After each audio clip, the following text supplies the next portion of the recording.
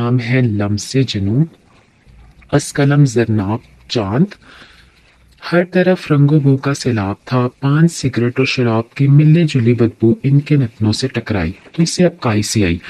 वो जल्दी से वॉशरूम की तरफ भागी। 5 मिनट बाद ढाल सी वो बाहर आई। जगह जगह गंदगी थी। कमरे में एक सिंगल बेड के अलावा कुछ नहीं था।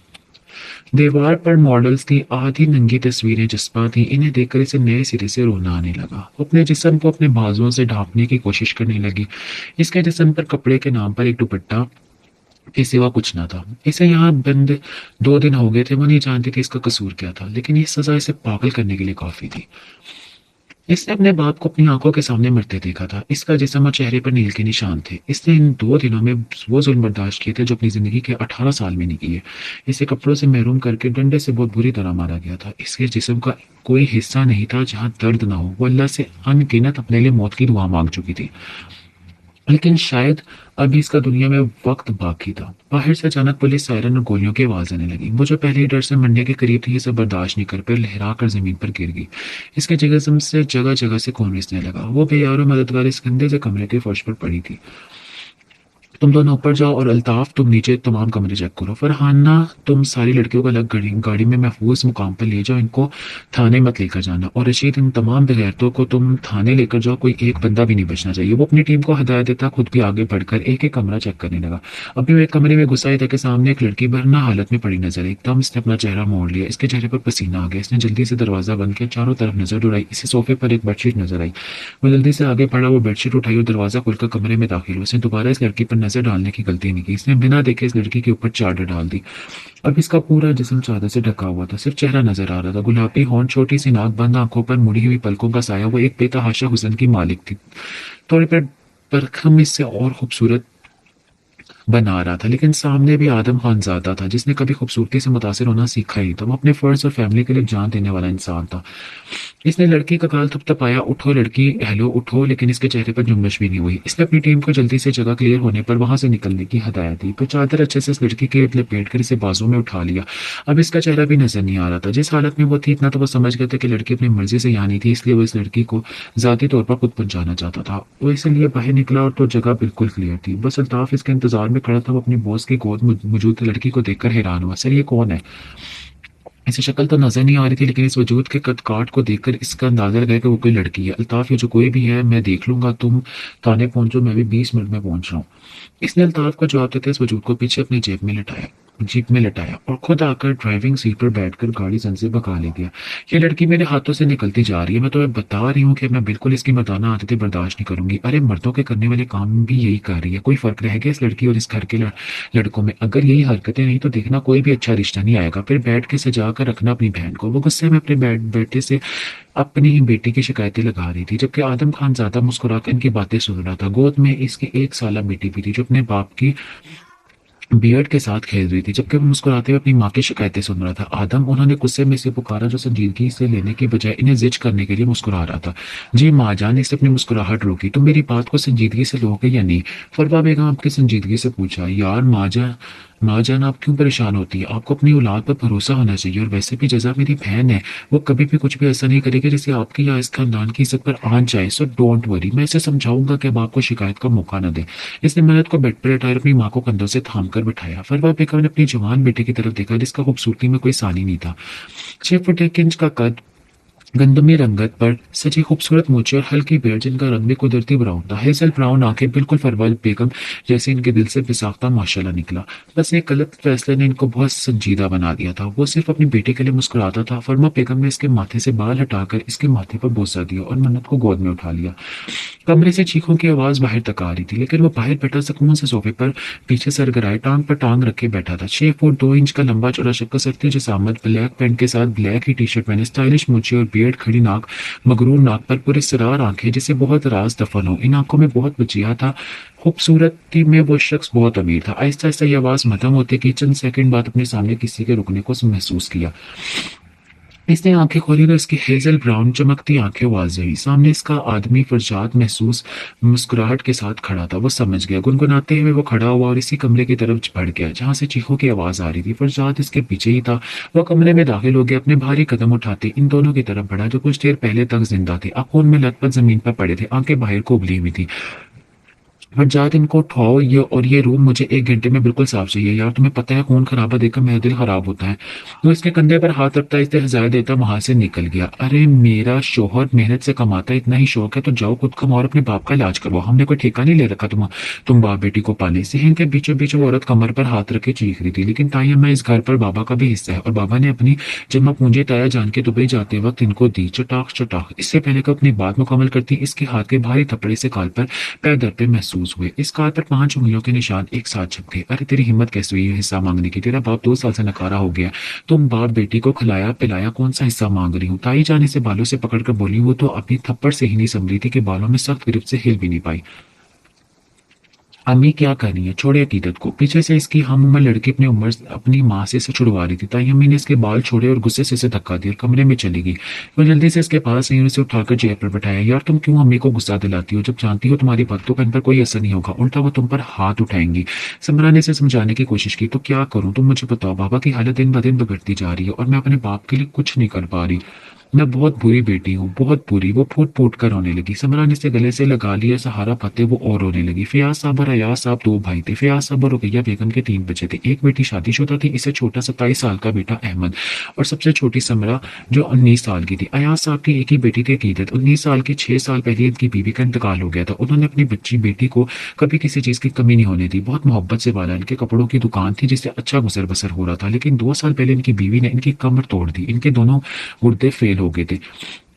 इन्हें अपने इलाज के लिए दुकान बेचनी पड़ी, लेकिन बीमारी ऐसी थी कि दिन ब दिन वो कमजोर होते जा रहे थे और डॉक्टर्स भी नाउम्मीद हो गए थे। जजा जजा जजा, चारों तरफ से जजा के नाम का शोर था। ब्लू जीन्स के साथ येलो कलर की कुर्ती पहने, ब्लैक स्टॉलर को मफलर की तरह लपेटे, गले में लपेटे, बालों का पोनी टेल किए, व्हाइट जॉगर्स पहने वो एक लड़के को पूरी तरह मार रही थी। चेहरा ब्लैक मास्क से ढका हुआ था। तुम्हारी हिम्मत कैसी हुई लड़की को छेड़ने की? तुम जैसी बेगारतों की वजह से माए अपनी बेटियों को अकेले नहीं निकलने दी थी। इसने अपने जीन्स की पॉकेट से एक छोटी सी छुरी निकाली जिसका साइज 3 इंच के बराबर था। वो हमेशा अपनी सेफ्टी के लिए अपने पास रखती थी। जैसा ने वो छुरी इस लड़के की आंख के आगे ले रही, वो लड़का घबराकर भागने लगा, लेकिन इसे टांग से पकड़कर इसे खींच के वो दोबारा इसके सामने आ गया। मुझे माफ कर दो, आज के बाद कभी किसी लड़की को नहीं छेड़ूंगा, प्लीज मुझे माफ कर दो। वो लड़का हाथ जोड़े इससे माफी मांगने लगा। जैसा ने कॉलर से पकड़कर इस लड़के को एक लड़की के सामने धक्का दिया। माफी मांगनी है तो इससे मांगो। वो लड़का इस लड़की के आगे हाथ जोड़ने लगा। वो लड़की घबराकर इस बात में सर हिलाकर पीछे होगी। और ये लास्ट वार्निंग है, दोबारा तुमने किसी लड़की को छेड़ने की कोशिश की तो रजा खानजादा और दूसरी बार वार्निंग नहीं देती। Got it? उंगली दिखाकर इस लड़के को वार्न किया और अपने बालों को झटक कर मुड़ी, जमीन से अपना बैग उठाया और चल दी। लड़कियां तो लड़कियां, लड़के भी इस पटाखा को आंखें फाड़े देख रहे थे। वो इस लड़की को लिए अपने फ्लैट पर आ गया था, इसे एक कमरे में लाकर बेड पर लटाया। इसे लिए तो आया था, अब वो समझ नहीं पा रहा था कि इसे क्या करना चाहिए, क्योंकि जब तक वो होश में नहीं आ जाती इसके घर का एड्रेस मालूम करना मुश्किल था। इसे जल्दी से कॉल मिलाई जो दूसरी बेल पर उठा ली गई। इसने 1-2 बातें की, फिर इसे आने का कहकर कॉल काट दी। बाहर आकर सोफे पर बैठकर इसका इंतजार करने लगा। 5 मिनट ही गुजरे थे कि दरवाजे पर बेल बजी। इसे पता था कौन है, इसलिए दरवाजा खोल दिया। थैंक गॉड यार फरी तुम आ गई। अपना एक सूट लाई हो ना? इसने दरवाजा खोलने के साथ पूछा। हाँ लाई हूँ। कहाँ है वो लड़की? और आदम तुम मुझे ये बताओ, आज से पहले तो तुम इस तरह किसी को यहाँ नहीं लेकर आए, आज क्यों लाए हो? फरीद ने मशकूक नजरों से इसे देखते पूछा। यार ये सब मैं तुम्हें बाद में बताऊंगा, मुझे अभी जाना है। जब तक मैं नहीं आ जाता तुम यही रहना और इसे चेंज करवाकर इसका चेकअप कर लेना। मैं चलता हूँ, बाय। वो जल्दी में से हुक्म देकर चला गया। शायद इसके सवालों से बचने का यही तरीका था। ये एक छोटा सा अपार्टमेंट था जिसके 2 ही कमरे थे। छोटा सा टीवी लाउंज था जहाँ एल शेप एक सोफा था। वो कदम कदम चलती आदम के बेड रूम में आई। सफेद पर चादर में लिपटी लड़की को देखा। इसकी हालत देखकर इसे अपनी आंखों पर यकीन नहीं आया। इतने जख्म एक लड़की के जिस्म पर जिसकी उम्र मुश्किल से 17-18 साल से ज्यादा नहीं थी। इसे बहुत अफसोस हुआ। लिबास से तो वो पहले ही महरूम थी। फरी ने जल्दी से इसे कपड़े पहनाए, टॉवल गीला करके इसका चेहरा साफ किया, जल्दी से इसका चेकअप करके कॉल करके मेडिसिन और ड्रिप मंगवाई। ऐसे ड्रिप लगाकर किचन में चली गई ताकि कुछ लाइट सा बना सके। सूप बनाकर जब वो कमरे में आई तो वो लड़की आंखें खोले छत को घूरने में मसरूफ थी। हेलो प्यारी लड़की। फरी ने इसके पास जाकर इसे पुकारा, लेकिन इसने कोई जवाब नहीं दिया। फरी को हैरत हुई, क्या इसने सुना नहीं? फरी ने दोबारा पुकारा, तब भी इस लड़की ने कोई जुम्बिश नहीं हुई। फरी को तशवीश हुई। इसने धीरे से इसे बाजू पर हाथ रखा। छोड़ो छोड़ो मुझे प्लीज, मुझे मत मारो। अम्मी अम्मी बचाओ मुझे प्लीज, मुझे हाथ मत लगाओ। वो पागलों की तरह खुद को छुड़वाने लगी। हाथ से ड्रिप निकाल के फेंक दी, कभी अपने हाथ साफ करती तो कभी अपने बाल नोचती। वो कोई पागल ही लग रही थी। फरी को चंद सेकंड लगे पूरे मामले को समझने में। वो एक डॉक्टर थी, कई बार इस तरह के पेशेंट आ चुके थे इसके पास जो बहुत बड़ा बुरे ट्रॉमा से गुजरे थे। इसने जल्दी से इस लड़की को पकड़कर काबू किया। वो नींद का इंजेक्शन इसके बाजू में इंजेक्ट किया। थोड़ी देर में वो गनूदगी में जाने लगी। फरी ने इसे आराम से बेड पर लटाया, कमरे से बाहर आ गई। आदम का इंतजार करने लगी। ये सिर्फ बहुत पेचीदा मामला लग रहा था। सर माफ कर दीजिएगा, आइंदा मैं कभी ये गलती नहीं करूंगा, मुझे नौकरी से मत निकालिए। वो शख्स अपने बॉस के आगे गिड़गिड़ा रहा था। रशीद साहब इनको बाहर का रास्ता दिखाएं, इनका जो भी हिसाब बनता है कर दीजिए, मेरे काम के साथ धोखा करने वालों को मैं दूसरा मौका नहीं देता, वो कहकर अपनी फाइल पर झुक गया। रशीद साहब इस आदमी का हाथ पकड़े जबरदस्ती बाहर ले गया। छोड़ो, मुझे सर से बात करने दो। वो अपने आप को छुड़वाने की कोशिश करने लगा। पागल हो गया, शुक्र करो उन्होंने तुम्हारे खिलाफ एफआईआर दर्ज नहीं करवाई, सिर्फ तुम्हारी उम्र और तुम्हारे मासूम बच्चों का सोचकर। तुमने कैसे इनके साथ धोखा किया? इसकी मेहनत तुम सिर्फ चंद पैसों को लेकर किसी और के हवाले करने चले थे। शर्म आनी चाहिए तुम्हें। रशीद साहब इस आदमी को अच्छी खासी झाड़ पिलाई तो वो भी शर्मिंदा हो गया। वो मीटिंग में मसरूफ था कि घर से कॉल आने लगी। वो सबको एक्सक्यूज करके बाहर निकल गया। साइड पर होकर कॉल उठाई। अस्सलाम वालेकुम अम्मी। इसने कॉल उठाते ही सलामती भेजी। वालेकुम अस्सलाम। अर्श, कहाँ हो तुम? अभी तक घर क्यों नहीं आए? मैं कब से तैयार होकर तुम्हारा इंतजार कर रही हूँ। साजिदा बेगम ने छूटते ही सवाल किया। यार अम्मी, एक मीटिंग में बिजी था, थोड़ी देर तक आ जाऊंगा, प्लीज सलार के साथ चली जाए ना अम्मी प्लीज। आखिर में इससे रिक्वेस्ट की। सजदा बेगम ने भी कुछ भी कहे बगैर खटाक से फोन बंद कर दिया। वो समझ गया था आज इसकी खैर नहीं है, इसलिए एक नजर फोन को देखकर मुस्कुराकर कोट की जेब में डाला और अंदर चला गया। अब इसे घर जाकर अपनी माँ को भी मनाना था। फिरोज खान ज़्यादा एक जाना माना बिजनेसमैन था। इनके तीन बेटे थे, सुहेल, राहील और रुहेल।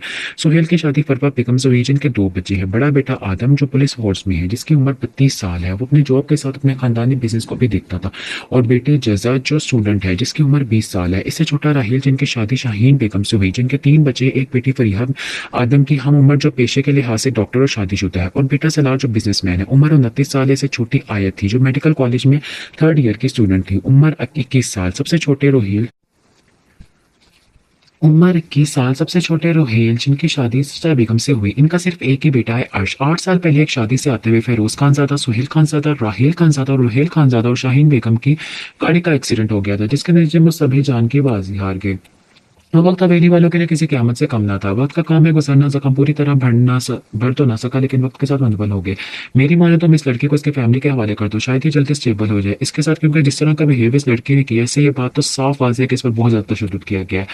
इसका पूरा जिस्म जख्मों से चूर है। फ्री इसके सामने बैठी से अफसोस से बता रही थी, जो कि आदम की आंखों के सामने वो एक लम्हा लहराया जब इसने पहली बार इसे देखा। इसने सख्ती से अपना सर झटका, वो मुठ्ठियां भींच ली। इतनी छोटी लड़की ने पता नहीं कैसे बर्दाश्त किया ये सब। फ्री की आवाज़ पर वो होश में आया। यार वो एक बार होश में आ जाए तो पूछते हैं ना, लेकिन तुम जानती हो इसे अकेला नहीं छोड़ सकते इस हालत में। तुम अरीब को अपने साथ यहाँ ले आओ, कल तक यहाँ रुक जाओ, मुझे घर जाना होगा, या फिर कल करते हैं कुछ। आदम ने इसे देखते हुए जैसे ऑर्डर दिया। फरी ने इसे घूर कर देखा। मेरा एक अदर शोहर भी अगर तुम्हें याद हो तो हाथ दो। आदम ने नासमझी से पूछा। तो इनसे परमिशन कौन लेगा आपके? फरी ने संजीदगी से पूछा। हाँ हाँ, वेरी फनी, जैसा मुझे तो पता ही नहीं है कि तुम इससे कितना डरती हो।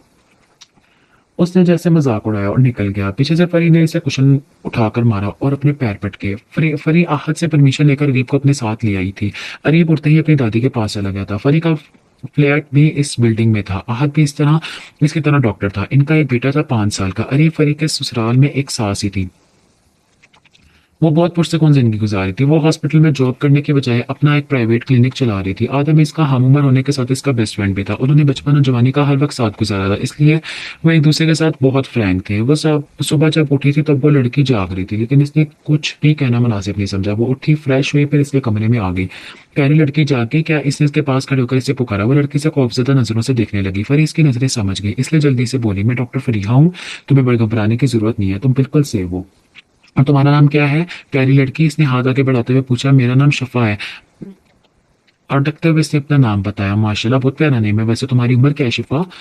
फरी ने शॉपर से इसके लिए सामान निकालते हुए पूछा। मैं 18 साल की हूँ। मैं कहाँ हूँ? मुझे यहाँ कौन लाया? पूछते हुए इसकी आंखों में डर वाजे देखा जा सकता था। फिक्र मत करो शफा, तुम बिल्कुल ठीक हो, यहाँ कोई नहीं आ सकता। पहले तुम जाकर फ्रेश हो जाओ। एक सादा सा लॉन का सूट इसकी तरफ बढ़ाते हुए बोली। गर्म पानी से नहाना ताकि बॉडी पेन कम हो। फरी कहते हुए कमरे से निकल गई। कल के मुकाबले में आज वो नॉर्मल नजर आ रही थी। इसके जाने के बाद इसने पूरे कमरे में नजरें दौड़ाई। ये एक बहुत खूबसूरत कमरा था। साफ सुथरा, बेड के बिल्कुल सामने एक बड़ी सी LCD लगी थी। लेफ्ट साइड पर एक ड्रेसिंग टेबल और राइट साइड पर एक बुक शेल्फ, जहां पर बहुत सारी किताबें सलीके से सेट थी। इसे एक नजर अपने हुलिया पर डाली। वो लॉन के सूट में थी। शायद इस लड़की ने इसको चेंज करवाया था। इसे बेइंतहा शर्मिंदगी हुई। वो उठी और सूट हाथ में लेकर वॉशरूम की तरफ बढ़ गई। कमरे की तरह वॉशरूम भी बहुत खूबसूरत और साफ सुथरा था। इस वक्त इसे कोई खूबसूरती मुतासिर नहीं कर रही थी। इसे सिर्फ अपना बाप याद आ रहा था, जिसे जालिमा ने इसकी आंखों के सामने कत्ल कर दिया था। बहुत देर तक वो वॉशरूम में बैठकर रोती रही। कुछ देर बाद फरीक के लिए सूप और सैंडविच लेकर कमरे में दाखिल इंतजार करने लगी। थोड़ी देर बाद वो नहाकर वॉशरूम से बाहर निकली। फरीहा का सूट इसे बहुत खिला लग रहा था। घबराई घबराई सी वो इसके पास आई। फरीन इसे हाथ पकड़कर बैठाया। सबसे पहले नाश्ता करो, बाकी बातें बाद में हम करेंगे। नाश्ता देखकर ही शिफा की आंखों से आंसू आ गए। वो 3 दिन से भूखी थी। इसने जल्दी से एक सैंडविच उठा लिया, जल्दी जल्दी खाने लगी।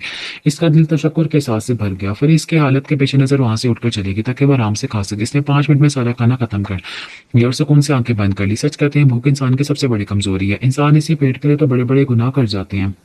मैं आपसे प्यार करती हूँ, प्लीज मुझे शादी कर ले। वो लड़की इसके सामने दोजाना बैठी अपने मोहब्बत की भीख मांग रही थी। वो भी इस तरह से देखता रहा। 2 कदम चलता इसके पास आया और झुककर इस लड़की का बाजू पकड़कर उठाया। तुम अगर दुनिया की आखिरी लड़की भी हुई तब भी मैं तुम जैसी लड़की से शादी कभी नहीं करूंगा। इसकी आंखों के सामने मौजूद लड़की के लिए हकारत के सिवा कुछ न था। हे सलाल, क्या कर रहे हो यहाँ अंधेरे में? पीछे से अर्श का ने आकर इसके कंधे पर हाथ रखा तो वो होश में आया। कुछ नहीं तो सुना, कहाँ बिजी था? मुझे फंसाकर छोटी अम्मी ने बहुत कबार किया। मुझे मार्केट में आया था, मेरी तौबा जब मैं किसी लेडीज को मार्केट में लेकर जाऊं। इसने अर्श को गुद्दी से पकड़कर दबाया। अबे कमीने, छोड़ के बच्चे की जान लेगा? अभी तो मुझे दूल्हा बनना है, तुझे चाचा बनना है, अपनी मम्मा को, अपनी माँ को दादी बनाना है, अपनी बीवी। इससे पहले कि इसकी दुहाइयां सलार के कान पकाती से जोर से थप्पड़ इसके पीठ पर मारा और वहां से भाग गया। सलार के बच्चे, मैं तुझे गंजा कर दूंगा, तू मेरे हाथ लग। वो दोनों भाग रहे थे और सलार आ गया और अर्श इसके पीछे था। दुनिया के सामने संजीदा और खड़ूस नजर आने वाले वो दोनों जब एक दूसरे के साथ होते थे तो बिल्कुल छोटे बच्चों की तरह एक दूसरे को तंग करते थे। एक दूसरे में जान बसी थी इनकी। अगर एक को हल्का सा बुखार भी हो जाता, दूसरा पूरी रात जागते गुजार देता था। अर्श खान ज्यादा सहन अंगेज शख्सियत का मालिक था। इसकी पर्सनैलिटी में एक ठहराव था। कद काट में सारे खानजादा ही अमीर थे। 6 फुट का 1 इंच का कद, निकल जेल से सेट किए हुए बाल, हल्की बेड़, गालों में पड़ता गड़ा इसे बहुत मुनफरिद बनाता था। क्या हो रहा है यहाँ? ना जाने वो कब तक भागते। आदम की गंभीर आवाज पर दोनों के कदम रुके। दोनों ने एक दूसरे को खा जाने वाली नजरों से देखा। दोनों शराफत से मेरे कमरे में आ जाओ, कुछ बात करनी है। वो इनको हुक्म देता घर के अंदर बैठ गया। वो शायद अभी ड्यूटी से लौटा था। पीछे दोनों शराफत से इसके पीछे बढ़ गए। कल रात तुम कहाँ थे सलार? आधा पुलिस यूनिफॉर्म में इनके सामने टांग पर टांग रखे बैठा संजीदगी से सलार से पूछ रहा था। अर्श ने भी सलार की तरफ देखा जो मासूम शक्ल बनाए इनके सामने बैठा था। मैं कल थोड़ा क्लब किया था भाई, बोर हो गया था रोज रोज की मीटिंग से। इसने मस्कीन शक्ल बनाकर आदम को जवाब दिया जैसे गहरी नजरों से देख रहा था। अर्श ने मुस्कुराहट दबाई क्योंकि एक वही था जो हकीकत से वाकिफ था। फवाद मलिक वाली डील का क्या बना? अब इसका रुख अर्श की तरफ था। वो अपनी ड्यूटी के साथ साथ अपने खानदान बिजनेस को भी देखता था। जी भाई, सारी फाइनल प्रेजेंटेशन रेडी है, कल इनके साथ मीटिंग है, इंशाल्लाह ये डील हमें ही मिलेगी। अर्श संजीदगी से उसे बताने लगा। आई नो, ऐसा ही होगा। अब जाओ अपने कमरे में आराम करो। वो फनी के कॉल करने पर दोपहर में फ्लैट आ गया। जिस तरह वो लड़की खाना खा रही थी, दरवाजे से बाहर खड़ा वो देख रहा था। इसकी हालत देखकर आदम का दिल कटकर रह गया। वो जजा और आयत से भी छोटी थी।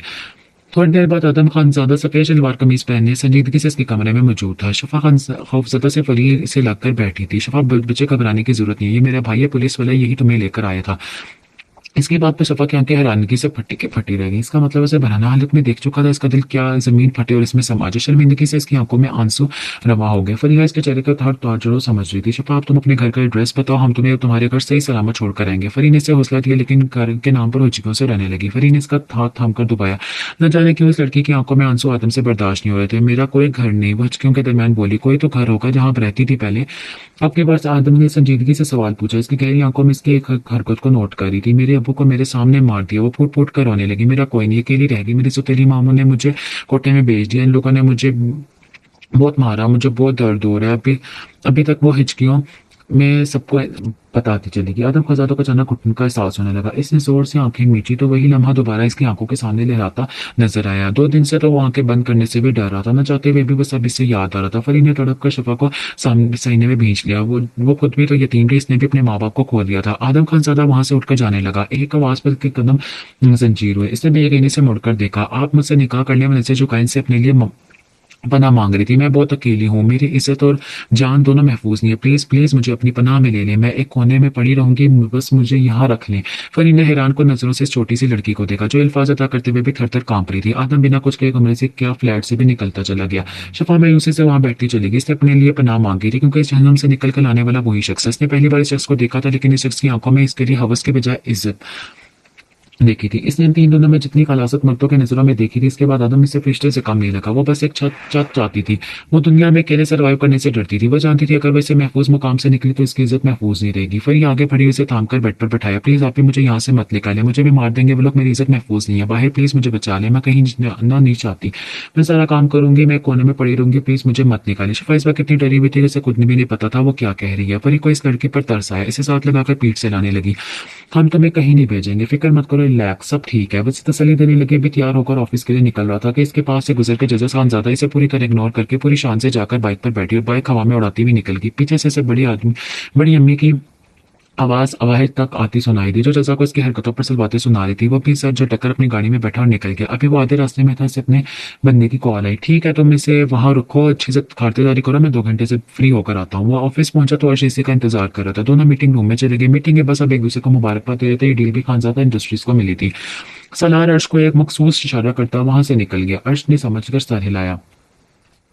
वो जब से आता अपने कमरे की विंडो पर खड़ा किसी गहरी सोच में था। अपनी पहली शादी की नाकामी के बाद वो दोबारा शादी का सोचना भी नहीं चाहता था। अब इसकी जिंदगी का मकसद सिर्फ अपनी फैमिली और मन्नत का ख्याल रखना था।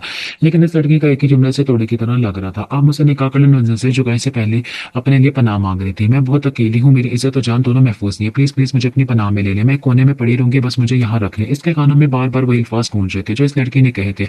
इसे सख्ती से आंखें मीची। वो कम अज कम इसे 14-15 साल छोटी थी। आंखें बंद करते ही वो नाजुक लम्हा इसकी आंखों में लहराया। इसने गुस्से से पास पर वॉल्स हाथ मारकर गिरा दिया। वो चाहकर भी वो लम्हा भूल नहीं पा रहा था। काश इसी दिन में इस कमरे में गया ही ना होता। अल्लाह मुझे माफ कर दे। रात के 3 बजे थे। वॉशरूम गया, वजू करके जानमाज पर बैठ गया। आज फिर कमरे में वही चीखो पुकार सुन मची थी। आहिस्ता आहिस्ता वो चीखो अजीबो गरीब आवाज में बदलती जा रही थी। आज भी वो बाहर बैठा सोफे पर सर गिरे नवाजों से सुकून हासिल कर रहा था और फरजाद इस कमरे के बाहर खड़े नवाजों के खत्म होने का इंतजार कर रहा था। थोड़ी देर बाद आवाज मध्यम पड़ती गई और फिर बिल्कुल खत्म हो गई। सर हो गया काम। फरजाद इसके पास आकर बोला। इसकी आंखें चमकी और वो उठा। अपने भारी कदम उठाते इस कमरे में दाखिल हो गया। यार फरजाद, आज बड़ी गंदी बदबू आ रही है, मजा नहीं आया, चल जल्दी साफ करवाओ ये सब। वो बड़े दोस्ताना अंदाज में फरजाद को बोलता निकल गया। बाहर निकल कर इसने देखा तो फोन बज रहा था। इस पर चमकता नाम देखा वो समझ गया जिसकी खैर नहीं। जल्दी से फोन स्विच ऑफ करता जेब में डालकर वहां से निकल गया। वो सुबह पुलिस यूनिफॉर्म में तैयार सा नाश्ते की टेबल पर आया, जहां फरवा बेगम, सजदा बेगम, अर्श और जजा बैठे नाश्ते में इसका इंतजार कर रहे थे। जजा मन्नत को टेबल पर बैठाई खेल रही थी, जबकि आयत आज भी गायब थी क्योंकि इसकी क्लास इवनिंग शिफ्ट की थी। इसलिए वो आराम से अपनी नींद पूरी करके उठती थी। इसने सबको सलाम किया, जजा के साथ वाली कुर्सी पर बैठकर मन्नत को उठा लिया और इसे प्यार करने लगा। मुलाजमा टेबल पर नाश्ता लगा रही थी। आदम बेटा, तबीयत ठीक है? तुम्हारी आंखें क्यों लाल हो रही हैं? सजदा बेगम ने इसके सुर्ख आंखों को देखकर फिक्रमंदी से पूछा। जी छोटी अम्मी, तबीयत बिल्कुल ठीक है, बस ये केस पर काम कर रहा हूँ इसलिए रात देर से सो रहा था। आदम ने सादा से लहजे में जवाब दिया। बाकी सब भी इसके तरफ देख रहे थे। अच्छा अब तुम अच्छे से नाश्ता करो, वहां जाकर थोड़ा आराम कर लेना, छुट्टी तो तुम करोगे नहीं। फरवा बेगम इसकी गोद से मन्नत को लेते हुए कहा। जी अम्मी आप फिक्र मत करें, मैं ठीक हूँ। सब नाश्ता करने लगे।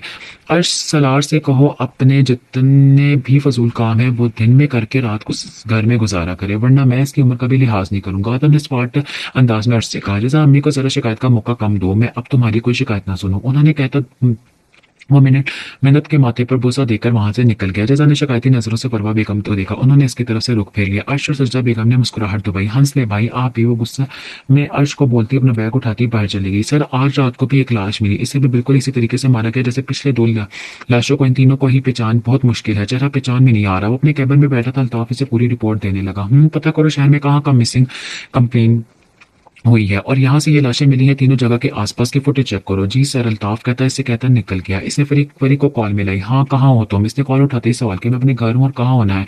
इसने भी इसी के अंदाज में जवाब दिया। क्या मतलब है तुम्हारा? इस लड़की के साथ कौन है? क्या तुमने इसे अकेला छोड़ दिया? यार आदम खजाना ने फिक्रमंदी से पूछा। यार अम्मी की तबीयत थोड़ी खराब हो गई थी तो मैं इस वजह से सुबह से घर आई हूँ और वो भी ठीक है अब, लेकिन तुम जरा आओ टाइम निकाल कर तो बात करते हैं। फरी ने कहा। ठीक है मैं आता हूँ शाम तक, अल्लाह हाफिज़। इसने कॉल काट दी और वहां से निकल गया। इसे सोच लिया था इस लड़की को किसी महफूज मुकाम पर पहुंचा देगा, लेकिन दोबारा शादी जैसी गलती नहीं करेगा। अल्ताफ कहाँ है? ऑफिस से निकलकर इसने अपने कांस्टेबल से पूछा। सर वो पास ही मॉल के सामने एक लड़की का एक्सीडेंट हुआ है। तो अल्ताफ सर वहां गए थे। अच्छा चलो ठीक है, इससे आए तो कहना केस की सारी रिपोर्ट लेकर मेरे पास पहुंचे। वो कहकर वहां से निकल गया। वो अच्छे से यार अभी ऑफिस पहुंचा तो अर्श से गुस्से से घूरने लगा। यार क्या है, घूरने के लिए ही मिला हूं मैं क्या? सलार ने इसके साथ बैठकर फाइल देखने लगा। अर्श अभी इससे घूरे जा रहा था। अपनी हरकतों से बाज आ जाओ। आधा भाई बहुत गुस्से में थे आज। रात भर घर से गायब रहना बंद कर दो क्योंकि उन्होंने कहा है कि वो तुम्हारी उम्र का भी लिहाज नहीं करेंगे। अर्श ने आदम की कही बात इसके गोश गुजार कर दी। ओके बॉस, जो हुक्म। आप दोनों का मुस्कुराकर इसने अपनी सेक्रेटरी का कॉफी लाने का कहा। अर्श ने इसकी लापरवाही पर इसे दांत पींचे। अच्छा मेरी एक क्लाइंट के साथ मीटिंग है, तुम काफी एंजॉय करो, 2 घंटे तक आता हूँ मैं। अर्श इससे कहता फाइल उठाए निकल गया। मीटिंग बहुत अच्छी थी। अभी वो रेस्टोरेंट से निकला था कि एक जगह पर कुछ जवान लड़के और बच्चे जमा थे। इसे दूर से ही कोई जमीन पर पड़ा नजर आया। पास जाकर देखा एक लड़की ब्लैक कबाए में बेहोश पड़ी थी। चेहरे पर नकाब था, सिर्फ इसकी बंद आंखें नजर आ रही थी। दवाई का एक शॉपर जमीन पर इसके पास पड़ा था। बच्चे हैरान परेशान से देख रहे थे। कुछ लड़के इस बेहोश लड़की की मदद करने की बजाय से अजीब नजरों से देख रहे थे। इससे इन लड़कों पर बहुत गुस्सा आया। वो आगे बढ़ा, घुटनों के बल बैठ के इस लड़की को आवाज देने लगा, हेलो उठो आप। लेकिन वो होश में नहीं आई। उठे आप सब यहाँ से जाएं, तमाशा दिखने खड़े हो जाते हैं। अर्श इन लड़कों को सर लहजे में कहता है, इस लड़की को उठाकर गाड़ी में डालो। अस्पताल की तरफ गाड़ी मोड़ दी। सर बीपी लो होने की वजह से बेहोश हो गई थी। मैंने मेडिसिन लिख लिया, अब इनकी तबीयत बेहतर है, आप इन्हें ले जा सकते हैं। डॉक्टर डॉक्टर प्रोफेशनल अंदाज में कहकर चले गए और अब उठकर इस लड़की के पास आ गए, जो होश में आकर हैरानी से अपने इर्द गिर्द नजर दौड़ा रही थी। अब इसका नकाब चेहरे पर नहीं था। अर्श की इस पर नजर पड़ी तो एक पल को वो थम गया, लेकिन दूसरी पल अपनी नजरों का जाविया बदल गया, क्योंकि वो एक वापर्दा लड़की थी और उसे अपनी नजरों से मैला नहीं कर सकता था। कोई इतना खूबसूरत कैसे हो सकता था? बड़ी बड़ी सियाह गुलाब आंखें, छोटी सी मकरू नाक, छोटे बारीक से गुलाबी होंठ, हरे भरे से गाल, राइट गाल पर तिल। वो बेइंतहा खूबसूरत थी। इसने नजर कुमारी वाले दरवाजे पर दस्तक दी ताकि वो पर्दा कर ले। दस्तक पर अकीदत ने नजर उठाकर दरवाजे की तरफ देखा। जल्दी से दुपट्टे से पर्दा कर लिया। वो समझी कोई डॉक्टर है। मैं आ जाऊं? इसे खामोश पाकर अर्श ने दोबारा पुकारा, जी आ जाए। अकीदत ने अटक अटक कर जवाब दिया, अस्सलाम वालेकुम जी, मैं अर्श खानजादा हूँ। आज मुझे रास्ते में बेहोश मिली थी तो मैं आपको हॉस्पिटल ले आया। डॉक्टर ने बताया कि अब आप बेहतर हैं, तो अपना एड्रेस बताएं, मैं आपको छोड़ देता हूँ। अर्श ने इसे देखने से गुरेज किया, मेरी दवाई कहाँ है? मेरे हाथ में एक दवाई का शॉपर था, वो कहाँ है? अकीदत को इस वक्त सिर्फ अपने बाबा की दुकाई की फिक्र थी, बाकी से इसने किसी बात पर गौर नहीं किया। जी I am really sorry, actually वो शॉपर में उठाना भूल गया। अर्श ने इसके चेहरे पर परेशान देखकर जल्दी से माजरत की। वो बाधा पर रोना ही ना लग जाए। और अगले ही लम्हे इसके रोने की आवाज पर जब इसने नजर उठाकर देखा तो इन खूबसूरत आंखों में बेतहाशा मोटे मोटे आंसू थे। अर्श को लगा इसे नजरें नहीं हटाई तो वो इन गुलाब आंखों में डूब जाएगा। इसे जल्दी से नजर फेर ली। आप प्लीज मुझे इस घर पर छोड़ दें जहां मैं बेहोश हुई थी। मेरे बाबा की दवाइयां वहीं रह गई। अगर मुझे वो दवाइयां न मिली तो मेरा बहुत नुकसान हो जाएगा। हकीकत की भराई आवाज पर इसने हैरत से इस लड़की को देखा। आप मुझे बताएं कौन सी दवाई थी? हम यहाँ स्टोर से ले लेते हैं। इसने जैसे हाल बताया, नहीं मेरे पास पैसे नहीं है, मैंने बहुत मुश्किल से वो दवाइयां ली थी। इससे जैसे बहुत परेशानी से बताया, अरे मैं आपसे पैसे नहीं मांग रहा, मैं सिर्फ आपसे इतना कह रहा हूँ आपकी तबीयत ठीक नहीं, और वैसे भी वहाँ वो दवाइयाँ अब तक कोई उठा चुका होगा, इसे जाने का कोई फायदा नहीं। अर्श ने इसे समझाने की कोशिश की, नहीं मुझे दवाई चाहिए, मेरे बाबा के लिए बहुत जरूरी है। किदत ने बेड से उठते बाहर जाना चाहा। अर्श जल्दी से इसके पीछे आया। इसने सवाए सलार की इतनी बातें कभी किसी से नहीं की थी, न जाने क्यों इस लड़की से कर रहा था। अच्छा सुने, आपको दवाई चाहिए ना, मिल जाएंगी। आप मुझसे पैसे नहीं लेना चाहती, लेकिन उधार तो ले सकती है ना? जब आपके पास आए दे दीजिएगा, कोई जल्दी नहीं, लेकिन इस वक्त आप भी जानती हैं वहां जाने का फायदा नहीं, तो मेरी बात मानने के अलावा और कोई ऑप्शन नहीं है। आपके बाबा की दवाई का सवाल है। इसके पीछे चलते हुए बोल रहा था, किधर के चलते पाँव के हाँ वो सच कह रहा था, इससे वो दवाई नहीं मिलेगी, लेकिन पापा को दवाई खिलाना भी जरूरी था। वो मोहल्ले की आंटी से पैसे उधार कर के आई थी। लेकिन आप मुझे उधार क्यों देना चाहती हैं? अगर मैं भाग गई तो? इसने मशकूक नजर से अर्श को देखा। देखो आदम, मैं तुम्हारी बहन हूँ और मैं तुम्हें किसी मुश्किल में नहीं देख सकती, और ना हम इस लड़की को किकर जाने के बाद कहीं भेज सकते हैं। ये दुनिया अकेली लड़की के लिए नहीं है। वो खूबसूरत होने के साथ साथ मासूम भी है, और जरूरी नहीं कि अगर वो लड़की एक बार इस गंदगी से बच गई है तो दोबारा भी बच जाएगी। और ना हम बिना किसी रिश्ते के लिए इसे मजीद यहाँ रख सकते हैं। सब जानते हैं तुम्हारा फ्लैट है, आज कुछ नहीं पहले कल को लोग आकर सवाल करेंगे तो हम क्या जवाब देंगे? इसलिए यही बेहतर है इसको खाली हाथ मत लुटाओ, इसे निकाह करके इसकी पूरी तरह हिफाजत करो। फिर इसके सामने बैठ के इसे समझाए तो रातम संजीदगी से इसकी बात सुन रहा था। तुम जानती हो मैं अलग टाइप का बनता हूँ, वो मुझसे बहुत ज्यादा छोटी है, मेरी जिंदगी में किसी के लिए कोई जगह नहीं। और अगर फर्ज करो मैं अगर इसको प्रोटेक्ट करने के लिए इसे निकाह कर भी लूँ, फिर भी वो इससे मोहब्बत नहीं दे सकता जो एक लड़की अपने हस्बैंड से डिजर्व करती है। वो परेशानी से बोला, क्योंकि कहीं ना कहीं वो इस बात को समझता था कि बिना रिश्ते के वैसे नहीं रख सकता, और ना ही वो इसे इसके हाल पर छोड़ सकता है। इसका भी एक ही हल है कि तुम एक बार शिफा को हर बात से आगाह कर दो। अगर वो फिर भी निकाह के लिए राजी हो जाए तो तुम्हारे पास इनकार की कोई वजह नहीं बचती।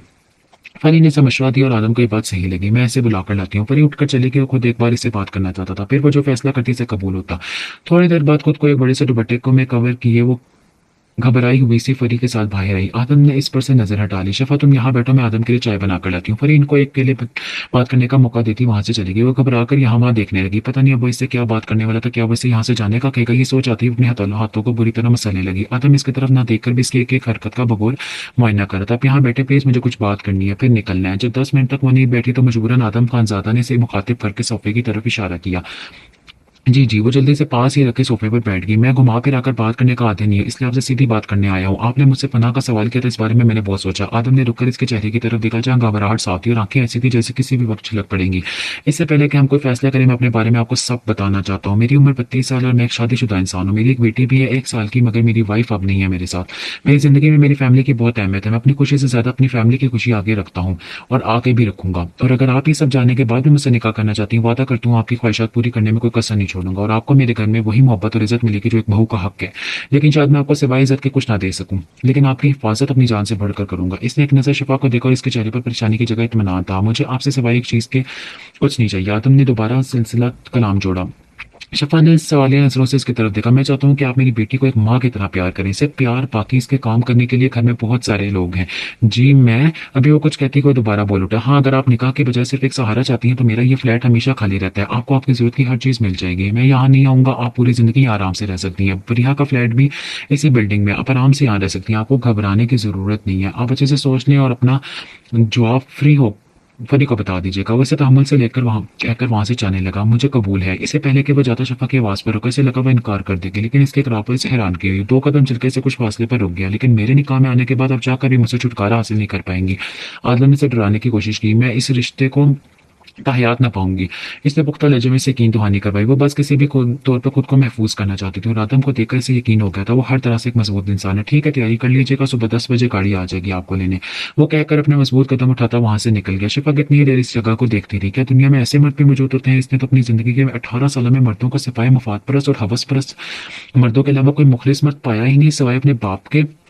बताइए, आप मेरी मदद क्यों करना चाहते हैं? इसने अर्श खानजादा की आंखों में आंखें डालकर पूछा। वो एक बहादुर लड़की थी, किसी जवान लड़के का बिना मफाद के मदद करना इसे कुछ हाजम नहीं हुआ। अर्श इसकी आंखों में मौजूद शक को अच्छी तरह से पहचान के, देखिए आप मुझे गलत मत समझे, मैं सिर्फ आपकी मदद करना चाहता हूँ और कोई बात नहीं। मैं आपको मेडिसिन दिला देता हूँ, जब आपके पास पैसे आ जाए आप इस एड्रेस पर आकर किसी को भी वो पैसे दे सकती हैं, मुझे मिल जाएंगे। इससे जल्दी से इस लड़की को गलतफहमी को दूर किया। वो अपना कार्ड निकाल कर इसकी तरफ बढ़ाया। अकीदत ने कुछ सोचकर वो कार्ड थाम लिया। वो किसी कंपनी का कार्ड था। क्या आपकी कंपनी में मुझे जॉब मिल सकती है? इसने धीरे से पूछा। कहीं ना कहीं वो जरूरतमंद थी तो वो यहाँ अपनी अक्कड़ नहीं दिखा सकती थी। आपकी तालीम कितनी है? इसके सवाल पर अकीदत ने शर्मिंदगी से देखा। जी मैंने सिर्फ इंटर किया है। वो धीरे से मनमनाई। ठीक है, आप मंडे को ऑफिस आ जाना, फिर देख लेंगे। वो कहकर फार्मेसी की तरफ बढ़ गया और इसे पूछकर मेडिसिन दिलाई। बहुत शुक्रिया, मैं आपका 1-1 रुपया आपको वापस लौटा दूंगी। अकीदत ने तशक्कुर से एहसास से कहा। इट्स ओके, मैं आपको छोड़ देता हूँ। अर्श ने इसे ऑफर की। नहीं, बस मैं खुद चली जाऊंगी, थैंक्स। वो कहकर आगे बढ़ के नजरों से ओझल होने तक इसे देखता रहा। बढ़िया, मैं मुझे जल्दी से नाश्ता दें, मुझे यार आज मैं लेट हो गई हूँ। वो आंधी तूफान बनी जल्दी से नीचे आई। एक हाथ में बैग था और दूसरे हाथ में जूते पकड़े वो धप से कुर्सी पर बैठी। फरवा बेगम ने जल्दी से इसके सामने नाश्ता रखा। इसने एक तो नवाले जल्दी जल्दी मुंह में ठूसे जाते जूते बैग उठाकर भागने लगी। फरवा बेगम ने इसे घूर कर देखा। जल्दी उठ जाया करो, आया कि क्या तरीका है नाश्ता करने का? सॉरी ना बड़ी अम्मी, शाम में डांट लेना। वो इनका गाल चूमती बाहर भाग गई। अम्मी मुझे कुछ बात करनी है। सब लॉन्च में बैठकर चाय पी रहे थे। आदम ने फरवा बेगम को मुखातिब किया जो आयत के बालों में तेल लगा रही थी। बोलो। फरवा बेगम ने मसरूफ अंदाज से कहा, मैं शादी करना चाहता हूँ। बम था के पहाड़ जो इससे सबके सरों पर गिराया था। इसकी बात पर सबने हैरानी से इसकी तरफ देखा। सच में आदम, तुम सच कह रहे हो? सबसे पहले सजदा बेगम ने बेयकीनी से पूछा। जी छोटी अम्मी, आदम ने संजीदगी से जवाब दिया। तुमने दिल खुश कर दिया हमारा।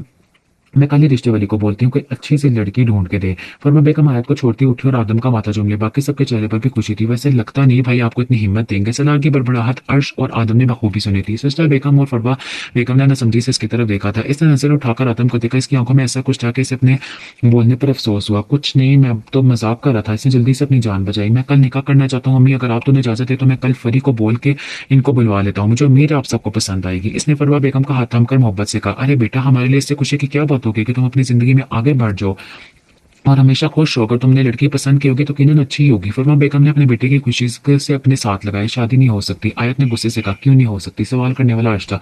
क्योंकि एक दिन मैं शादी कौन करता है? ना मेहंदी, ना मायूं, ढोल की, कुछ भी नहीं। सबसे बड़ी बात, हमारी शॉपिंग के बगैर कैसे हो सकती है शादी? आयत तो रोने वाली होगी। भाई मुझे नहीं पता, भाई 1 हफ्ता लेट करें शादी, मुझे शॉपिंग करनी है। वो जल्दी से आदम का हाथ पकड़ कर बोली। मेरा बच्चा, लेकिन भाई की मजबूरी समझो। बाकी सब शौक आप अर्श और सलार की शादी में पूरी करना। हाँ, शॉपिंग में आपको करवा सकता हूँ। आदम ने इल्तिजाइया कहा। हम ठीक है, आपके लिए इतना तो कर ही सकते हो, लेकिन शॉपिंग मेरी मर्जी की होनी चाहिए। आयत ने कुछ देर से और सोच कर कहा। ओके डन, आप जाओ, जजा और मन्नत को भी लेकर आओ, मैं बाहर गाड़ी में इंतजार कर रहा हूँ। आदम कहकर बाहर निकल गया और वो मन्नत और जजा के कमरे की तरफ बढ़ी। आप दोनों बैठो और कल की तैयारी करो, तुम्हारे बड़े भाई की शादी है। सस्ता बेकर ने दोनों को झिड़का जो लैला मजनू की तरह एक दूसरे के कान में घुसे हुए थी। वो दोनों किसी आनी होकर उठ गए। जैसा और आयत को लिए माल आया था। मन्नत सोई हुई थी, इसलिए वो फरवा बेगम के पास ही रह गई। जजा ने पहले तो खूब गुस्सा दिखाया, लेकिन आदम के मनाने पर जल्दी मान गई। सबसे पहले इन दोनों ने अपनी शॉपिंग की, फिर मन्नत के लिए भी ढेर सारी शॉपिंग की। इसके बाद जजा और आयत ने ही शबा के लिए निकाह का जोड़ा पसंद किया और कुछ जरूरत की कुछ चीजें लेकर रात के घर लौट आए। सुबह से ही घर में खूब रौनक लगी हुई थी। फरवा बेगम ने अपने कुछ करीबी रिश्तेदारों को मदु किया हुआ था। वो तो घर का बदला हुआ नक्शा ही हैरत से देख रहा था, जिसे इसके भाइयों ने कुछ ही घंटों में खूबसूरत मैरिज हॉल की शक्ल दे दी थी। कहाँ हो तुम?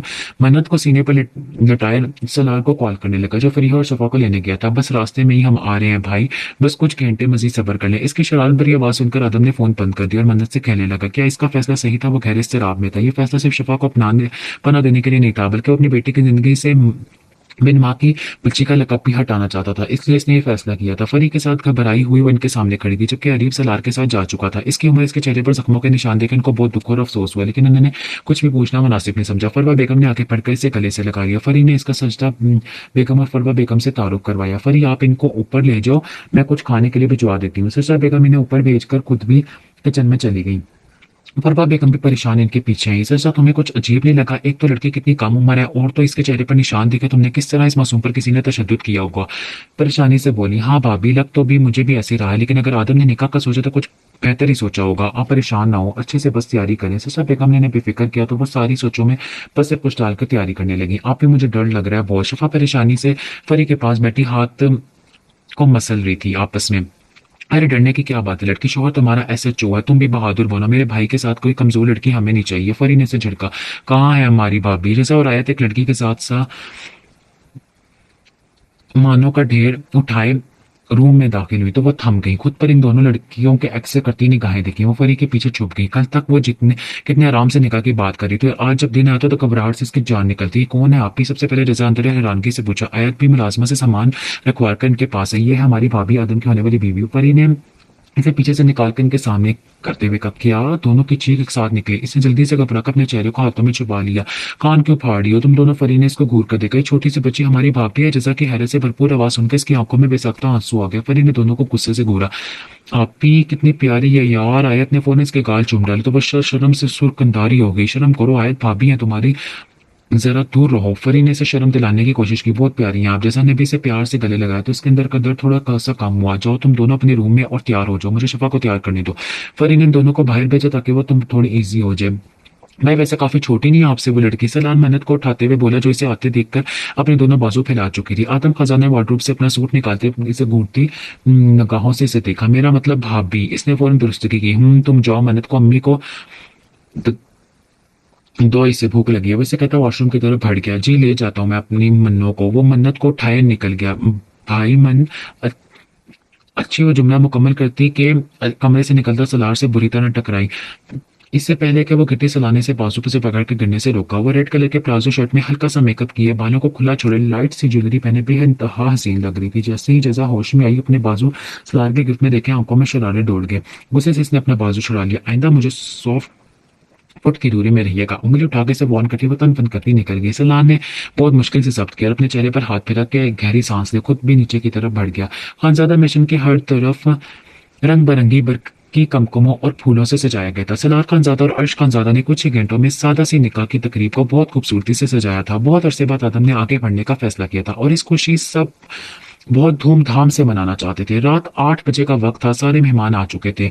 मौलवी साहब भी दूल्हा दुल्हन के इंतजार में बैठे थे। अरहाम खान आदम खानजादा व्हाइट क्लिफ लगे शलवार कमीज पहने, आस्तीन को कोहनियों तक फोल्ड किया, हाथ पर महंगे ब्रांड की घड़ी पहने, पैरों पर ब्लैक पिशावरी सैंडल पहने, अपने सुर को सफेद रंगत के साथ, भूरी घनी बियर्ड और बिखरे बालों के साथ इंतहाई पुरकशिश और जाजिब पे नजर आ रहा था। फरवा बेगम और सजदा बेगम ने बेसाख्ता इसकी नजर उतारी। इसके चेहरे पर एक ठहराव था। वो आकर मौलवी साहब के सामने बैठ गया। अर्श और सलार दोनों ने ब्लैक शलवार कमीज पहन रखी थी। आहद भी स्किन कलर की शलवार कमीज में था। दुल्हन को बुलाया जाए। मौलवी साहब की आवाज पर सजदा बेगम उठकर जाने लगी। छोटी अम्मी, इन्हें रूम में रहने दे, मैं चाहता हूँ इनका निकाह वहीं हो। आदम की गंभीर भारी आवाज पर सजदा बेगम और फरवा बेगम ने एक दूसरे को देखा, फिर कुछ सोचकर वो अंदर चली गई। सलार और अर्श भी मौलवी साहब को लिए अंदर बढ़ गए। अभी मुझे बहुत डर लग रहा है, मैंने बाहर नहीं जाना प्लीज, वहां बहुत सारे लोग होंगे। वो अपनी आंखों में मोटे मोटे आंसू लिए फरी से इल्तिजा करने लगी। जैसा और आयत इसे हैरानगी से देखने लगी। स्किन कलर के शरारे में भारी जेवरात पहने, मेकअप किए, वो बहुत अपनी मासूमियत के साथ बहुत प्यारी लग रही थी। अभी से इनका ये हाल, शादी के बाद इतनी छोटी और मासूम सी लड़की भाई के साथ कैसे गुजारा करेगी, क्योंकि भाई कितने निडर और संजीदा मिजाज का। बड़ी बात वो एक एसएचओ, हर वक्त मार धाड़ इनका काम है, ये तो पहले दिन ही कूच कर जाएंगी। जैसा आयत के दान में गुस्सी बोली, क्या तो तुम ठीक रही हो, लेकिन अब क्या ही हो सकता है, दोनों ने कुछ सोचकर ही फैसला किया होगा ना। आयत ने भी सरगोशी की। शिफा, बाहर तो जाना होगा ना, वरना निकाह कैसे होगा? वहां सिर्फ खानदान के कुछ लोग ही, बस बाहर को कोई नहीं था। लेकिन अभी वो कुछ कहती कि सजदा बेगम और फरवा बेगम कुछ खानदान की औरतों के साथ कमरे में दाखिल हुई। लड़कियों जल्दी से बैठ जाओ, मौलवी साहब कमरे में आ रही है। सजदा बेगम की आवाज पर फरी ने शुक्र की सांस ली और इसे बेड पर बैठा के इसके ऊपर रेड कलर का एक कामदार दुपट्टा डाल दिया, जो फरवा बेगम का खानदानी दुपट्टा था। इसके हाथ पर बुरी तरह कांप रहे थे। इसे इस वक्त शिद्दत से अपना बाप याद आ रहा था जो उसके बचाने के लिए अपनी जान की बाजी हार गए थे। मौलवी साहब बेड के सामने सोफे पर बैठ गए। फरवा बेगम और सजदा बेगम शिफा के दाएं बाएं बैठ गई। कुछ औरतें सोफे पर बैठ गई और लड़कियां सारी अच्छे से दुपट्टा सर पर जमाकर आस पास खड़ी होंगी। सलाह ने एक नजर उठाकर दुपट्टे के आले में इसका खूबसूरत चेहरा देखा। जैसा कि भी नजर इस पर पड़ी तो दोनों ने फौरन से नजरें फेर ली। एक की आंखों में नफरत थी तो दूसरे की आंखों में अफसोस। शफा वल्द अशफाक अहमद, आपका निकाह आदम खानजादा वल्द सुहेल खानजादा के साथ सिक्का राजुल वक्त 30 लाख तय पाया कि आपको ये निकाह कबूल है। मौलवी साहब के पूछने पर इसने घबराकर साथ बैठी फरवा बेगम का हाथ पकड़ लिया। बेटा बोलो, घबराओ नहीं, हम सब हैं ना आपके साथ। उन्होंने प्यार से इसका तपतपाया। मौलवी साहब के दोबारा पूछने पर इसने कपकपाते लहजे में कबूल है कहा। इस तरह 3 बार कबूल है कहने पर मौलवी साहब ने इसे साइन करवाकर उठकर आदम के पास चले गए। आदम खानजादा वल्द सुहेल खानजादा, आपका निकाह शफा वल्द अशफाक के साथ 30 लाख से का राजुल वक्त तय पाया है कि आपको ये निकाह कबूल है। मौलवी साहब के पूछने पर इसने अपनी बेटी को देखा जो फरवा बेगम की गोद में थी और मुस्कुराती हुई इसको देख रही थी। कबूल है, कबूल है, कबूल है। कबूल इजाब का मरहला तय पाया तो मुबारकबाद का शोर उठा। इसके बाद खाने का दौर चला तो फरवा बेगम से मन्नत को लेकर बाहर निकल गया। फिलहाल कुछ देर सिर्फ अपनी बेटी के साथ वक्त गुजारना चाहता था। वो मुख्तलिफ सोचों में उलझा हुआ था। सबसे ज्यादा फिक्र इसे इस बात की थी कि इसने कहीं ना इंसाफी न तो नहीं कर दी। वो इसके लिए सलार या अर्श का भी इंतखाब कर सकता था और वह ये बात भी जानता था कि वो कभी भी इसके फैसले से इख्तलाफ नहीं करती और शिफा को भी सिर्फ एक मजबूत सहारा ही चाहिए था। वो कोई भी होता, फिर क्यों इसे शिफा से खुद निकाह किया। ये पे वो न जाने कितनी देर सोचने मिल जा रहा था जब मन्नत ने इसकी बेड को पकड़कर खींचा। शायद इसके होते हुए इसके बाप का किसी और को सोचने से पसंद नहीं आता। आदम ने मुस्कुराकर अपनी प्रिंसेस को देखा जो मुंह सोरे से ही देख रही थी। ओह मेरी प्रिंसेस नाराज होगी। वो उसका गुदगुदाने लगा। मन्नत की कलकलाहट पूरे गार्डन में गूंजने लगी और साथ ही आदम का कहका भी शामिल था। ऐसे खड़ी हूँ भाभी और दुपट्टा ऐसे पकड़े। आयत कब से इसके मुख्तलिफ एंगल से पिक्चर्स बना रही थी। अब तो वो थक गई थी लेकिन बोलने की हिम्मत नहीं कर पाई। वो किसी कठपुतली की तरह इसके कहने पर अलग अलग पोज दे रही थी और जो मजे से लेटी इसके एक्सप्रेशन नोट कर रही थी जो कभी भी रो देगी। लड़कियां जान छोड़ दो अब इसकी और ये कौन सा भागे जा रही ही है रहेगी। अब सुकून से बैठो, खाना खा लो तुम सब। फरी खाने का ट्रे उठाए कमरे में दाखिल। शिफा की शक्ल देखकर दोनों को अच्छी खासी डांट पिलाई। वो दोनों चुपचाप इस पर तरस खाती खाने के लिए बैठ गई। साथ ही इसे भी बिठा लिया। इनका रवैया देखकर थोड़ा बहुत इसका डर भी खत्म हो गया। खाने के बाद वो तीनों इसे आदम के रूम में छोड़ने आई थी। कमरे का फसूं खेस माहौल देखकर इसे अपने हाथों में पसीना निकलता महसूस हुआ।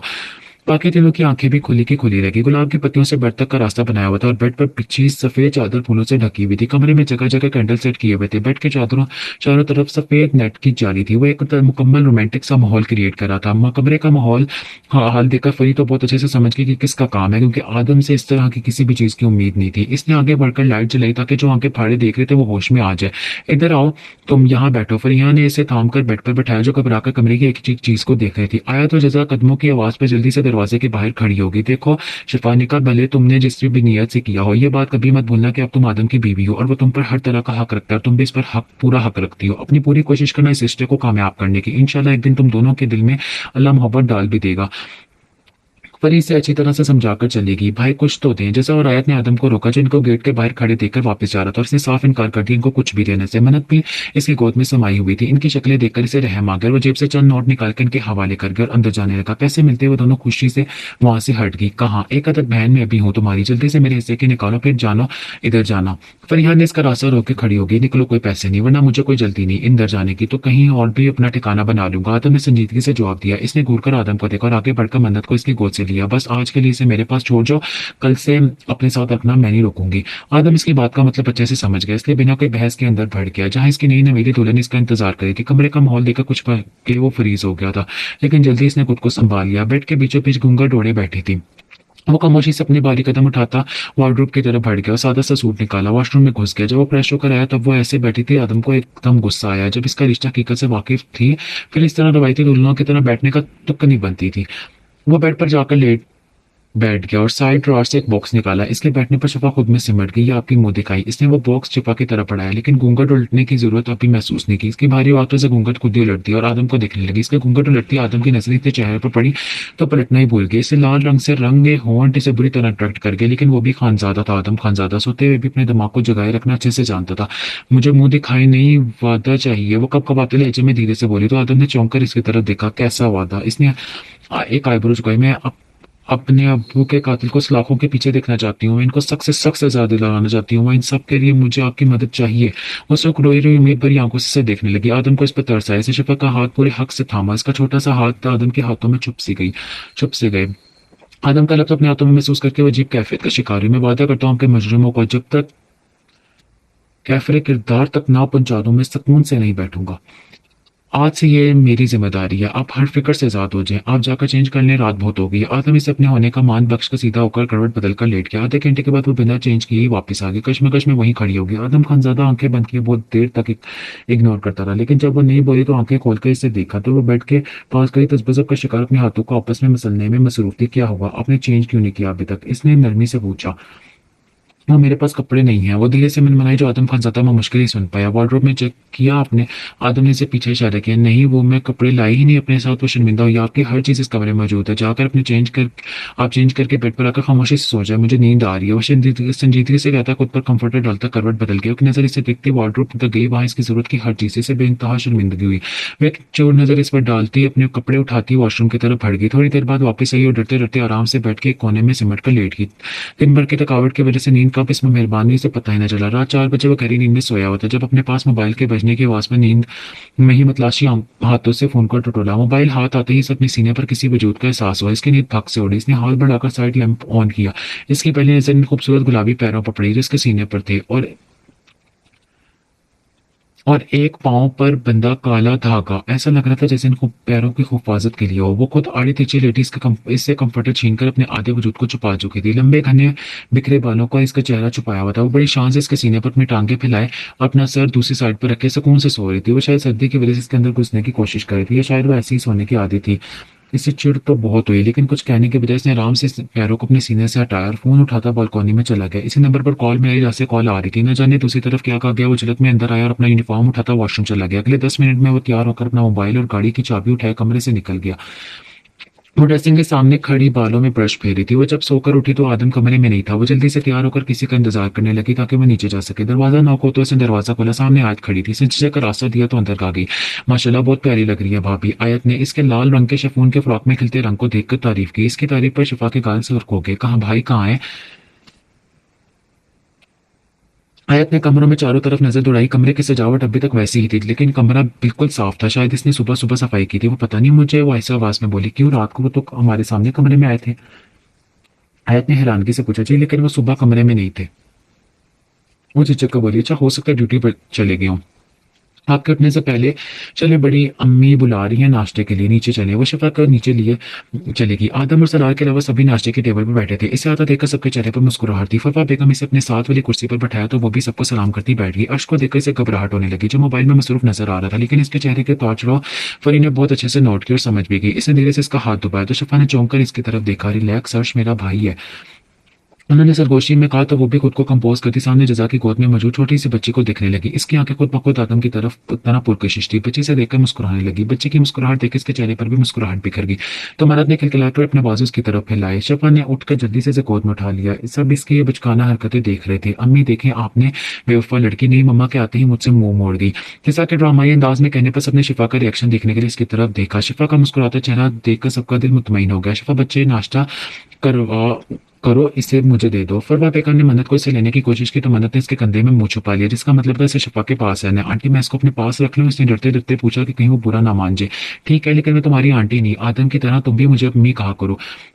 आज से मैं तुम्हारी भी माँ हूँ, उन्होंने मोहब्बत से इसकी तरफ देखकर कहा तो इसकी आंखें नम हो गई। लेकिन इसे जल्दी से खुद पर काबू पाया और नाश्ता करने लगी। नाश्ता के बाद जजा अपनी यूनिवर्सिटी चली गई और आयत और परी के साथ बाहर गार्डन में चहलकदमी करने चली गई।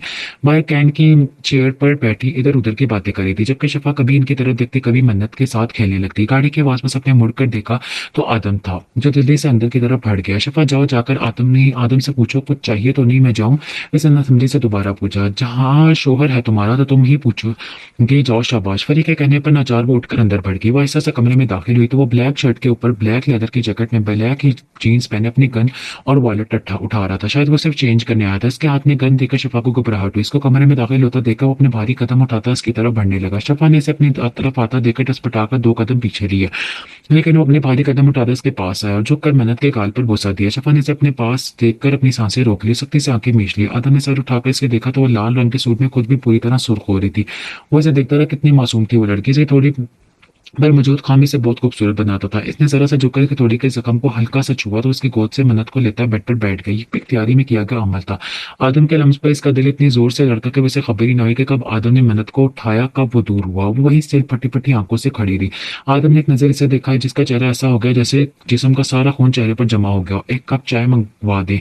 ये इसे शफा की हालत को देखकर से पुकारा। इसके पुकारने पर शफा जल्दी से नीचे भाग गई थी और सामने से आती सच्चा बेगम से टकरा गई। ओह ने इसे थाम कर गिरने से बचाया। क्या हुआ बेटा, ठीक हो तुम? उन्होंने परेशानी से पूछा, जिसे देख कर ऐसा लग रहा था जैसे वो बहुत डर गई हो। जी जी मामा, मैं ठीक हूँ बिल्कुल, मुझे क्या हुआ?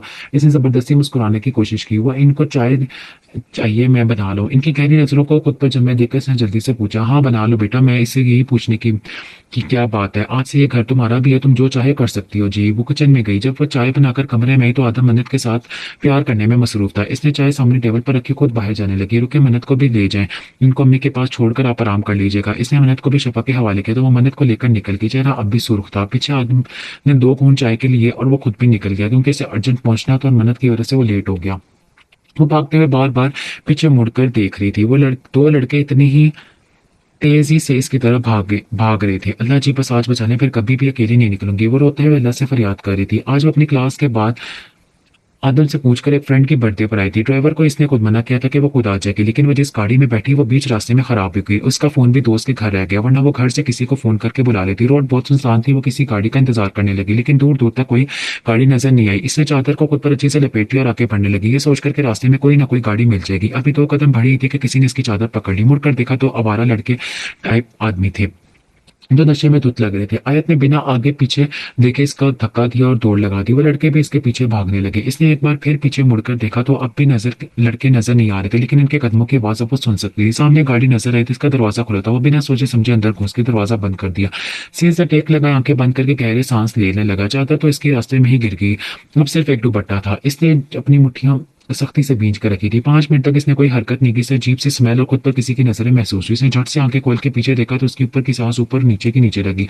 कसरती जिस्म पर ब्लैक जीन्स और ब्लैक ही हुडी पहनी, एक हाथ में सिगरेट पकड़े, दूसरे हाथ में खून खून से सनी हुए चमकते छड़ी लिए। वो एक वजाहत से भरपूर शख्स था जो अपने खमार आलूद निगाहों से इसे दिलचस्पी से देख रहा था। इससे पहले क्या चीखने के लिए अपना मुंह खोलती वो फुर्ती से इसके मुंह पर हाथ रखकर इसकी चीख का गला घोंट चुका था। आयत की आंखें बाहर को उबल गई। सिगरेट और खून की मिलीजुली वो इसे नथनों से टकराती महसूस हुई। वो जिस बेबाक नजरों से इसे देख रहा था, आयत को लगा वहीं ढह जाएगी। पूरी तरह से लड़की खौफजदा आंखों में डूब चुका था। वो मजीद इसके करीब आया। इससे पहले कि वो कोई इस्ताखी करता है, इसके हाथ में झूल के डिस्कस्टिंग वो बदमजा होता बाहर निकल आया और मोबाइल निकाल के कॉल मिलाई। कुछ बातें करके वो ड्राइविंग सीट पर आकर बैठ गया। सीट बेल्ट बांधने के लिए वो इस पर झुक गया। इस लड़के की खुशबू से बहुत मदहोश कर रहा था। इसने एक लंबी सांस लेकर आयत की खुशबू को अपने सांसों में तारा और सीट बेल्ट बांधकर दूर हो गया और गाड़ी रोड पर डाल दी। वो सीधा इसलिए हॉस्पिटल से थोड़ी दूर रुका जहां फरजाद पहले से ही हानिया फरजाद की वाइफ के साथ खड़ा था। वो गाड़ी साइड पर रोकता, गाड़ी से निकला, फरजाद से गाड़ी की चाबी लेता, दूसरी गाड़ी में बैठता, बिना पीछे देखे जन से गाड़ी भगा ले गया। मुझे नहीं लगता सर ने कुछ गलत किया होगा, हानिया ने आयत को देखते कहा। कुछ भी हो, लेकिन किसी लड़की को अंधेरी रात में इस तरह लाना मुझे बिल्कुल पसंद नहीं आया। फरजाद इसे कहता गाड़ी में बैठ गया। अस्पताल के सामने ग्रो की नर्स की मदद से आयत को स्ट्रेचर में डाला और अंदर बढ़ गया। 10 बज रहे हैं, कहाँ चली गई आयत? भी अभी तक क्यों नहीं आई? इसने तो 8 बजे तक आने का कहा था, कहाँ रह गई? मुझे टेंशन हो रही है। फरवा बेगम दरवाजे में चक्कर लगाती परेशान हो रही थी। अम्मी मैं कह रही हूँ ना, मुझे जाने दे। अगर वो अपनी दोस्त के घर से निकल गई तो अब तक पहुंची क्यों नहीं? जो जैसा बार बार इसका फोन ट्राई करते हुए बोली जो स्विच ऑफ था। ये तुम बैठो, सलार को फोन करके बताओ। ड्राइवर को भी इसने आने से मना कर दिया। मेरी बच्ची ठीक हो बस। सिस्टर बेगम शफा भी परेशानी से दरवाजे की तरफ बढ़ने लगी, पर यहाँ शाम को ही वापस आ चुकी थी। जैसा ने सलार को फोन करने की बजाय अर्श को फोन करके सब बता दिया। सलार भी इसके साथ था। दोनों परेशान हो गए। जहां जहां इसके होने की उम्मीद थी वहां ढूंढने लगे। उन्होंने आदम को भी इन्फॉर्म किया। अभी वो इसके हॉस्पिटल पता करने आए थे कि वो कितने बजे निकली, लेकिन इसे स्ट्रेचर में लेटे देखकर उन्होंने इसकी तरफ भागे। आयत क्या हुआ, कौन हो तुम? सलार ने फरजाद का गिरबान पकड़ लिया जो स्ट्रेचर के खेल के इमरजेंसी के अंदर ले जा रहा था। देखें पहले हाथ हटाएं, मैं बताता हूँ आपको। फरजाद ने सुकून से अपना गिरबान इसके हाथ से छुड़ाया और अर्श ने सलार को पीछे किया। अर्श ने सवालिया नजरों से देखा कि मेरी वाइफ है, हम अपने ससुराल से आ रहे थे, हमें रास्ते में हमें बेहोश मिली तो मेरी वाइफ और मैं इनको अस्पताल ले आए। बाकी बातें आप इनके होश में आने के बाद पूछ सकते हैं। इससे पहले कि सलार इसको मारने बढ़ता डॉक्टर के आने पीछे हो गया। आया, अरे ये तो आया था मेरी स्टूडेंट, इसको क्या हुआ है? आप इनको चेक करें, क्या हुआ है जल्दी बताएं। सलार बेचैनी से बोला, परेशानी की कोई बात नहीं, शायद किसी वजह से बहुत ज्यादा खौफजदा हो गई है इसलिए बेहोश हो गई है। बाकी मैं मेडिसिन वगैरह लिख देती हूँ, परेशान मत हो, थोड़ी देर तक होश आ जाएगा। डॉक्टर कहकर अंदर बढ़ गई। ओके फिर मैं चलती हूँ। फिर हम चलते हैं, चलो हानि। फरजाद अर्श को बोलकर जाने लगा, जब तक मेरी बहन को होश नहीं आ जाता आप लोग कहीं नहीं जा सकते। सलार इनके सामने आकर खड़ा हो गया। इसे किसी पर यकीन नहीं था कि अगर इसकी बहन इस हालत में मिली थी तो जरूर इसके साथ कोई हादसा हुआ था, वरना इतनी कमजोर वो हरगिज नहीं थी। ओके फाइन, फरजाद को भी बहस करना मुनासिब नहीं लगा, वो वैसे भी इसके साथ कुछ नहीं किया था। दूसरा बॉस इसे इस लड़की को तमाम इन्फॉर्मेशन लेकर जाने का कहा था। आधे घंटे बाद इसे होश आ गया था। वो अपने सामने अपने भाइयों को देखकर फूट फूट कर रोने लगी। आदम भी भागते हुए सामने से और इसे सीने से लगा दिया। चंदा बस रोना बंद करो, बताओ क्या हुआ है। आदम ने इसे प्यार से बचकारा। अर्श और सलाल भी बेचैनी से इसके बोलने का इंतजार करने लगे। भाई वो कुछ आवारे लड़के मेरे पीछे पड़ गए थे, वहां से भाग निकली, फिर मुझे कुछ याद नहीं, वो कहते हुए आदम के सीने में मुंह छुपा गई। इसने दूसरे आदमी के बारे में नहीं बताया, वरना इसके भाई ईंट से ईंट बजा देते और वो अपनी वजह से कोई भी मसला नहीं चाहती थी। इनको जानती हो? अर्श ने कब से खड़े फरजाद और हानिया की तरफ इशारा करके पूछा। इसने नजर उठा के इन दोनों को देखकर नफी में सर हिला दिया। मेरा नाम हानिया और आप हमें रास्ते में बेहोश में नहीं तो मैं अपने हस्बैंड के साथ आपको यहाँ ले आई। अब कैसी तबीयत है आपकी? हानिया ने आगे बढ़ते से पूछा। बहुत शुक्रिया आपका, आपने अपनी मदद की मेरी। आयत ने मुस्कुराकर इनका शुक्रिया अदा किया। कुछ देर में वो दोनों अपने रास्ते निकलकर आयत भी अपने तीनों भाइयों के साथ घर आ गई। सजदार बेगम और फरवा बेगम ने कितनी देर आयत को सीने से लगाए रखा। शफा एक कोने में खड़ी ना आंखों से इन्हें देखने लगी। इसे जिंदगी में कभी माँ का प्यार महसूस ही नहीं हुआ, और जब वो इस तरह प्यार देख रही थी तो इसका दिल अजीब कैफियत का शिकार था। आदम, हर्ष और सलार तीनों ही सोफे पर बैठे हुए थे। मुझे तुम जगह बताओ, मैं इन लड़कों को छोड़ूंगा नहीं। जजा जजा का गुस्से से बुरा हाल था। ये सब करने के लिए हम हैं, तुम्हें कहीं जाने की जरूरत नहीं। सलार ने बिना इसे देखकर सरसराते लहजे में कहा। मुझे क्या करना है मैं अच्छे से जानती हूँ। आप मुझे जजा किसी लहजे में बात कर रही हो? तुम सलार से मत बोलो, बड़ा भाई है तुम्हारा, इसकी बात माना तुम पर भी फर्ज है। आइंदा तुम्हें इस लहजे में बात करते ना दिखूं मैं। आदम ने जिस कदर नागवारी से कहा था जजा की आंखें शर्मिंदगी से नाम हो गई और वो भागते हुए अपने कमरे में चलेगी। बाकी सबको भी जजा की हरकत नागवार गुजरी थी। पिछले 2 साल से इसका रवैया सलार के साथ ऐसा ही था, लेकिन इसने कभी बड़ों के सामने इसने इस लहजे में बात नहीं की थी। शफा ने एक नजर आदम को देखा, जिस सुर्ख चेहरे से इसी रास्ते को देख रहा था जहां से जजा गई थी। अब मैं खाना लगवाएं, भूख लगी है। आदम ने फरवा बेगम से कहा तो फरवा बेगम के पीछे शफा भी चली गई इनकी मदद करने। रात के 1 बजे सबने खाना खाया और अपने अपने कमरे में चले गए। आदम सीधा अपने कमरे में से मलिका स्टडी रूम में चला गया। शफा भी फरवा बेगम से मिन्नतें करके सोई हुई मन्नत को अपने साथ ले गई। जब वो कमरे में आई तो आदम कमरे में नहीं था। वो शुक्र अदा करती मन्नत को बेड पर लटाकर खुद भी इसके साथ लेट गई। कंफर्टर दोनों पर डालकर आंखें मूंद ली। जब वो अपने काम मुकम्मल करके कमरे में आया तो अपने बेड की हालत देखकर इसने तासुब से सर हिलाया। मैं दूसरों से क्या बोलूं जब मेरी अपनी ही बेटी की हरकतें ऐसी हैं। वो कहता बेड की तरफ बढ़ गया जहां बेड में मन्नत अपने दोनों पांव शिफा के सर पर गिराए सुकून से सो रही थी, जबकि शिफा की पोजीशन ऐसी थी कि वो उल्टी लेटी हुई थी। जब इसका चेहरा पूरा कंफर्टर में छुपा हुआ था, जबकि ट्राउजर की बेतरतीबी देखे से गुस्सा आया, लेकिन इसकी नजर शिफा के राइट साइड की कुंडली पर रुक गई जहाँ घुटने से थोड़ा सा नीचे गहरा जख्म था जो अभी तक भरा नहीं था। इससे पहले मेहनत को उठाया, फिर कमरे में मौजूद बेबी कॉट में लिटा दिया, फिर ड्रॉर में से फर्स्ट एड बॉक्स निकालता बेड पर बैठ गया। वहां से मोहब्बत नहीं दे सकता था मगर इसका ख्याल रखना फर्ज कर लिया था इसने खुद पर। इसने बॉक्स में से ऑइंटमेंट निकाली, उंगलियों के पोरों से में लेकर आराम आराम से इसके जख्म पर लगाने लगा। वह इतनी आहिस्तगी से अपना काम कर रहा था कि शिफा को नींद में सांस नहीं हो सका। अपना काम खत्म करता वो हाथ धोने वॉशरूम चला गया, फिर वापस आकर बिना इसे जगाए बहुत मुश्किल से अपनी